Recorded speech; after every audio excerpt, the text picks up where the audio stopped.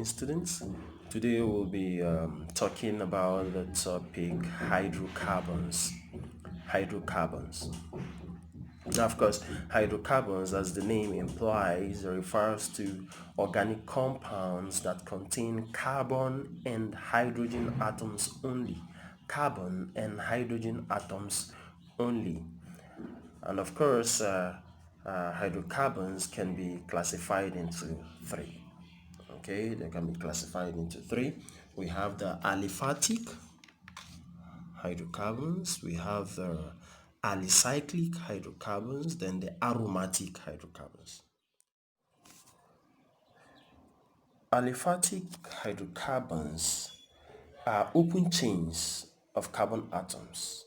They may be branched like this one, or they can be just straight chains like this. Okay, but basically they are open chains. Okay, and these can also be saturated or unsaturated. Later on we are going to talk about saturated and unsaturated hydrocarbons.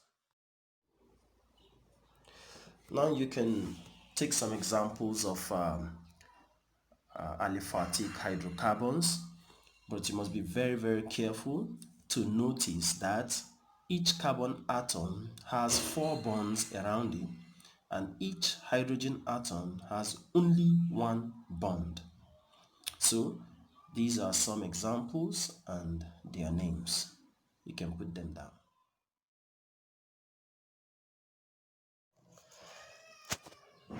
Alicyclic hydrocarbons form closed ring structures of carbon atoms, and they just form rings, circles like that of carbon atoms. They may contain 3 carbons in a ring, 4 carbons in a ring, 5 carbons in a ring, and so on and so forth, as the case may be. And just typical examples. Cyclohexane, as you can see there, then cyclopentene, and cyclohexene, and so on and so forth. Aromatic hydrocarbons are made up of benzene rings. So the simplest aromatic compound is benzene, with 6 carbon atoms having alternating single and double bonds in a ring structure, as you can see there. And of course there are other examples, there are other derivatives like naphthalene, toluene, which is methylbenzene. All these are aromatic compounds, and of course their name aromatic is derived from the fact that they have this characteristic smell or pleasant smell, if you may, and that's why they are called aromatic structures. So basically aromatic compounds are derivatives of benzene. Having classified hydrocarbons into aliphatic, alicyclic, and aromatic hydrocarbons, we're going to look at homologous series. And there are thousands of organic compounds, and studying each of these compounds independently will of course make chemistry very cumbersome.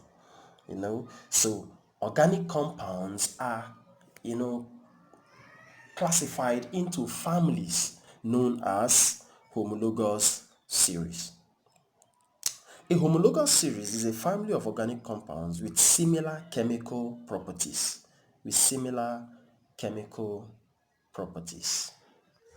Members of a homologous series are called homologues. So here is a table of homologous series. Just a minute. Of a homologous series, you're going to see members of a homologous series. You're going to see the different homologous series. You're going to see their general formula, a formula that is typical of members of a homologous series. Then you'll see, very importantly, their functional group. Before we move further, we need to define a functional group so that we know what functional group is. Now, a functional group can be an atom, a group of atoms, or a type of bond that is typical of members of a homologous series and determines the chemical properties of compounds. Okay, now we'll look at the characteristics of homologous series. That's the properties of homologous series. Number one, they have the same general formula. Every homologous series has a general formula. For example, alkanes have the general formula C subscript N, H subscript 2N plus 2. Alkenes have C subscript N, H subscript 2N, okay, where N is a whole number.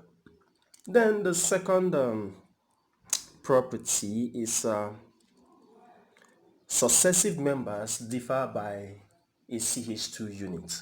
That is, the difference between one member and the next is one carbon and two hydrogens. For example, if you look at methane, which is the first member of the alkane family, and ethane, which is the second member of the alkane family, if you count the carbon atoms and hydrogen atoms carefully, you see that the difference is just CH2. And when we go to propane, which is the third, the difference between ethane and propane is also one carbon and two hydrogens. Then we look at the third one, which says that they have the same or similar rather chemical properties, and that's because they all share the same functional group. So alkanols generally will react with sodium to give off hydrogen. Generally, alkanols will react with carboxylic acids to give sweet smelling or pleasant smelling esters. Okay, so generally they have the same chemical properties because of their same functional group. Now the fourth one is that they are prepared by a similar method. Members of a homologous series have similar method of preparation. Okay, they have similar method of preparation. Then the fourth, they show gradual change in physical properties. By physical properties, we're talking about like solubility, density. For example, if you come to alkanols, methanol is more soluble than ethanol. Ethanol is more soluble than propanol. When you get to butanol, pentanol, all those ones show little or no solubility at all. So these are 5 very important properties of homologous series that you need to know.